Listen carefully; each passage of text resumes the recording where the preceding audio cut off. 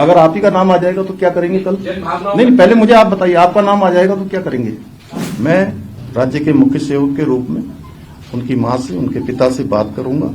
बात करने के बाद कानूनी रूप से सभी चीजों का अध्ययन करने के बाद उनका जो भी हमारे लिए, जो भी वो अपनी बेटी के न्याय के लिए चाहते होंगे, हम उसको आगे बढ़ाएंगे। आप बताइए, आपको लग नहीं रहा है कि षड्यंत्र है? अगर ये मोबाइल बंद करके जाना, एक ऑडियो रिलीज करके, एक ऑडियो रिलीज होता है, उसके बाद प्रेस कॉन्फ्रेंस यहाँ नहीं होती है, प्रेस कॉन्फ्रेंस दिल्ली में होती है, और हमारे जो प्रभारी जी का नाम लिया गया, प्रभारी जी ने अपने, आप लोग भी सोशल मीडिया देखते हैं, पुलिस ने भी वेरीफाई कर लिया, सारे अकाउंट, ट्विटर सब देख लिया उनके।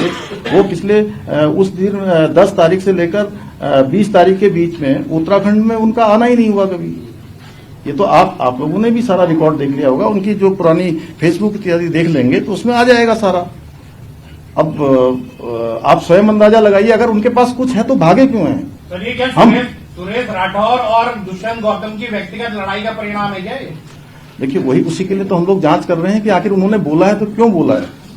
वो आए और वो बोले, और उनको जवाब तो देना पड़ेगा। वो उनके घर में भी हम लोग गए हैं, पुलिस गई है, प्रशासन के लोग गए हैं, रिक्वेस्ट भी कर रहे हैं। हम लोग अनेक माध्यमों से उनसे संपर्क करने का प्रयास कर रहे हैं कि सुरेश जी आइए और बताइए, भाई कुछ आपने, इतनी बड़ी बात हो गई है, इतने लोगों के मन में शंका पैदा हो गई है, राज्य के अंदर लोग जो है अविश्वास की स्थिति से गुजर रहे हैं। आए आप, मैं तो उनसे निवेदन कर रहा हूं कि वो आए, कोई सबूत दें, और मैं बिल्कुल गारंटी के साथ कह रहा हूं कि कोई किसी में बचने वाला नहीं है।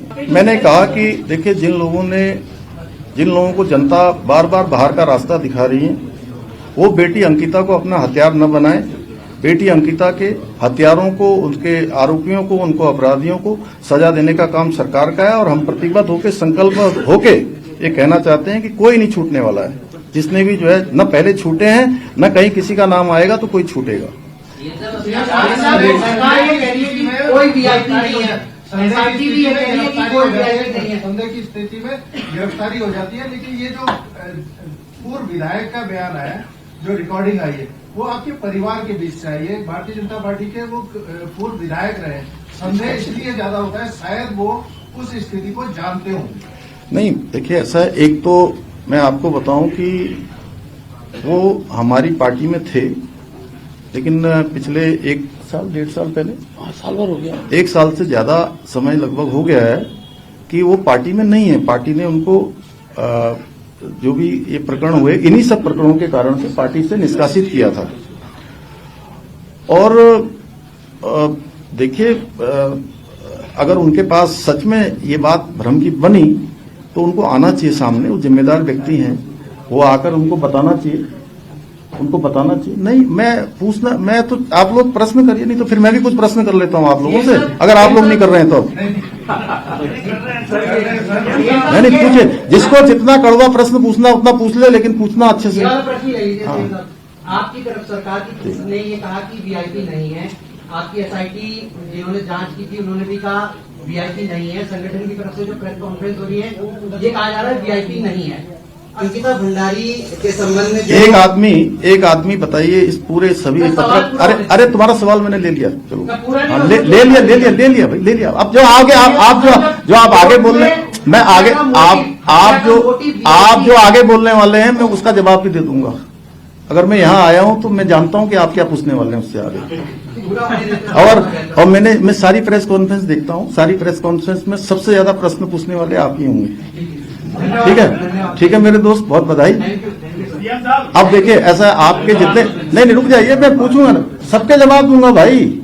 अब अरे यार, आप पूछो, चलो रुको। अब तक की जितनी प्रेस कॉन्फ्रेंसों में आपको जो जवाब नहीं मिले, आज मैं सारे जवाब देने के लिए ही यहाँ आपके बीच में आया हूँ। जो भी कमी पेशी है आज मैं सबका, अरे मैं आप ही का जवाब दे रहा हूँ, तुम्हारा दे रहा हूँ। तुम बहुत अच्छे लड़के हो, मैं बहुत पहले से जानता हूँ तुम्हें। देखो भैया, देखो आपके सारे सवालों के जवाब ये पहले दिन से, जब से लिखा गया जो केस डायरी है, उस केस डायरी में ये जो आपने कहा ना, इसके सारे जवाब हाईकोर्ट में लगे हैं, और हाईकोर्ट ने और उन्होंने, एसआईटी ने सारी चीजें हाईकोर्ट में जमा करी है, उसके बाद ही इसका निर्णय आया।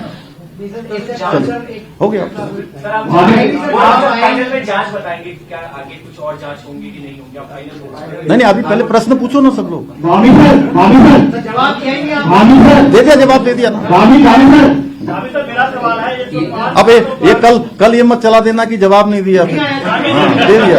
आपने कहा कड़वा सवाल, तो एक कड़वा सवाल ये है, क्या 2027 चुनाव के पहले आपकी पार्टी के कुछ लोग आपके चेहरे करते हैं, जिसे कॉन्स्पिरेसी करके नहीं आपने पार्टी के अंदर कोई कॉन्स्पिरेसी चल रही है आपके खिलाफ, तो नहीं चाहते 27 नहीं हमारी पार्टी में कॉन्स्पिरेसी जैसी कोई चीज नहीं है। देखिए मैं तो लगातार पिछले 4 वर्षों से भी अधिक समय से इस दायित्व में काम कर रहा हूं।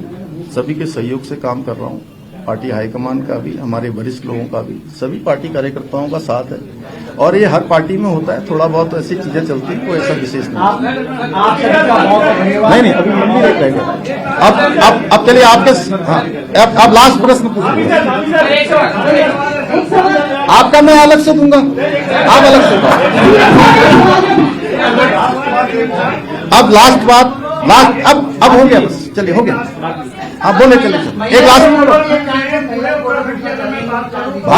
भारती जी तो अलग से पूछ लेती हैं मुझसे। मैं राज्य के मुख्य सेवक के रूप में उनकी मां से, उनके पिता से बात करूंगा।